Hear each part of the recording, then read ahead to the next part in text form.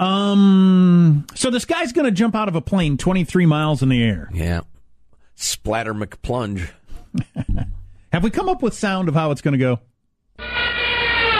There we go. Oh, boy. That's our prediction, anyway. Yeah. Congrats on the world record, though. Yeah. God, it's going to be like blowing up a pumpkin. I mean, there's going to be parts of them all over the place. Well, and as far as living might require some skill, but just breaking the world record, as long as you are affected by gravity, yeah, you could do this. I'm not sure if I'm streamlined enough. Might be a little resistance.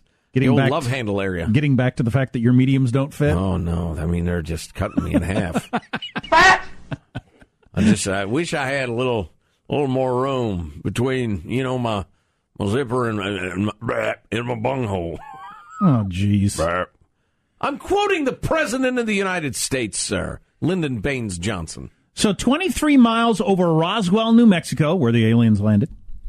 This guy's going to jump out of a plane, and they think he'll be falling at some point 690 miles per hour, at least. 690 miles per hour. I never took a physics class. I've just heard the rumors. But isn't there something called terminal velocity where you're going as fast as you're going to go?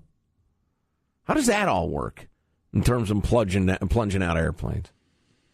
What is terminal velocity? Well, in general, it's 32 feet per second squared, I think. Per second. I'm sorry. I'm sorry? Did you stutter? No, it's a physics term. Okay. 32 feet per second, I think, is terminal velocity. Now, how that factors in with 690 miles per hour falling? Obviously, if he goes into a dive, right, he will have less wind resistance than if he is like this. Yeah. All spread out like a flying squirrel. Sure, yeah. But he's going to free fall for almost 5 minutes, which is a long time to fall. I mean, you'd have plenty of time to think about a lot over 5 minutes. Wow, I'm going fast. This has got to be a very special dude. I mean, because many of us, all of us, would panic. I mean, 3 minutes into it, you're screaming toward the earth. How could you focus your mind? Well, you start thinking all sorts of crazy stuff. Well, the first several minutes, you wouldn't have that much of a concept of how fast you're going, I would imagine, other than the wind rushing by you. And there wouldn't be much wind because it's so thin up there. You start getting down to that last 45 seconds or a minute, the earth is going to be coming up on you pretty fast. Yeah. That's when I would this is soil myself. This is the same, which would slow your velocity. This is the same bloke who set some other record not too long ago, right? Yeah. I know the one fatal mistake you must not make in the plunging out of the sky business is you can't go into a spin. Because if you start to spin, you'll become disoriented and you'll pass out, and then it's old Splatter McPlunge. Yeah, a flat spin would hit 220 revolutions per minute. I don't know why they know that. And then he'd be in a real bad situation. He'd drill down into the earth. You'd have to suck the goo out of the earth. Or figure, well, he's buried. Okay, that took you. Let's all go home. Anyone got a cross? When he gets stick it in the ground. When he gets down to 5,000 feet, so roughly a mile, when he gets about a mile above Earth, then he's going to open his parachute. And parachute that last mile? That's a long ways, too. Well, if he's going as fast as they're talking about, I would think, he'd have to have a series of increasingly large parachutes. Otherwise, when that first thing opens up, it's going to jerk his spine right out of his body. I mean, his skeleton's going to be hanging from the parachute with a, uh-oh, look on its skeletal face as the rest of him goes glurping down to the earth. It does say he'll have parachutes to slow him down. Yeah, okay. You're right, though. You couldn't just have one parachute that you pull at 700 miles an hour, or it would. That'd be quite the yanking. Oh, yeah. Parts of him would keep going. Trust me. Huh. I assume they're going to have all kinds of video on this. Maybe he's even going to have a camera. I don't know. Oh, I'll bet. Well, I don't know. It's got to be aerodynamic, although they have teeny little cameras now. He could quite possibly die. Corey's on the phone from Wheatland. Corey knows about this. Hey, Corey. How are you? Morning, Jack and Joe. Yeah, he will be jumping from a balloon. There are no aircraft that are going to be taking him up to 23 miles up. He'll be wearing a pressure suit, a David Clark pressure suit, similar to what U-2 pilots wear. That's cheating. Yeah, I'm not going to acknowledge this record. Jack's a purist. He wants him to jump out in a swimsuit. If he didn't wear the special outfit, his blood would boil. Ew.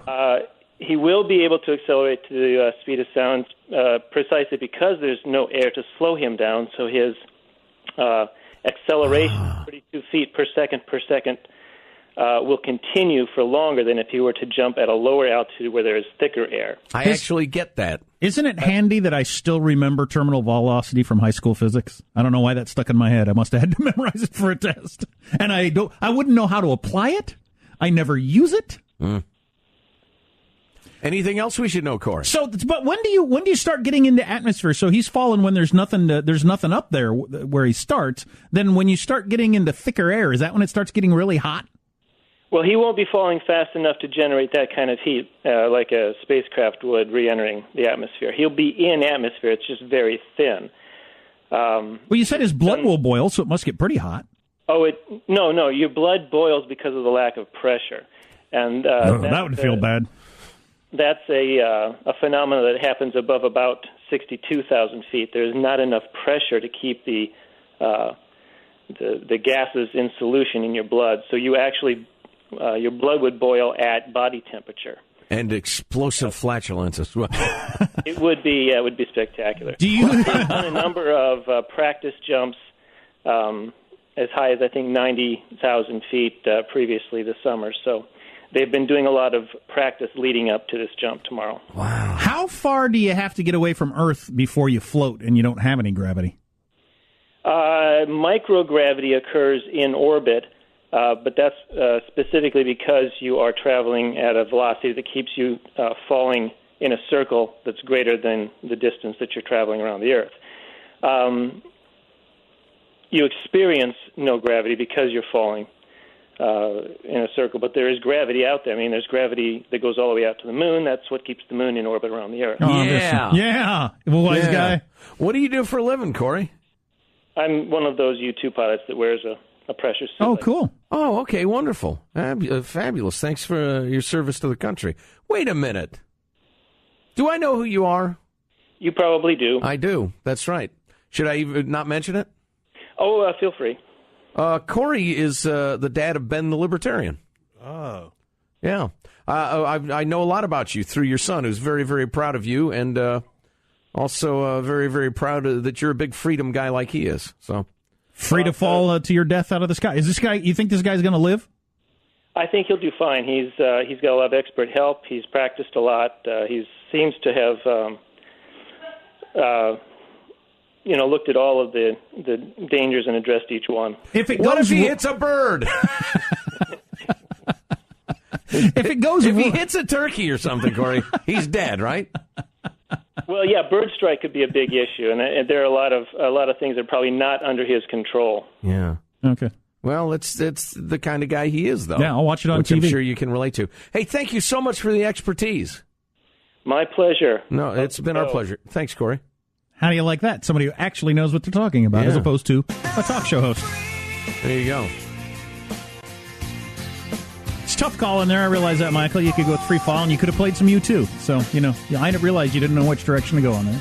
I mean, can you picture it? I mean, he ascends in a balloon practically into space, plunges out, breaks the sound barrier. Everything's going great. Plummeting toward the Earth. All of a sudden, he hits a goose. Just snaps his head right off. Or everything will go fine and he'll get in a car wreck on the way back to the hotel.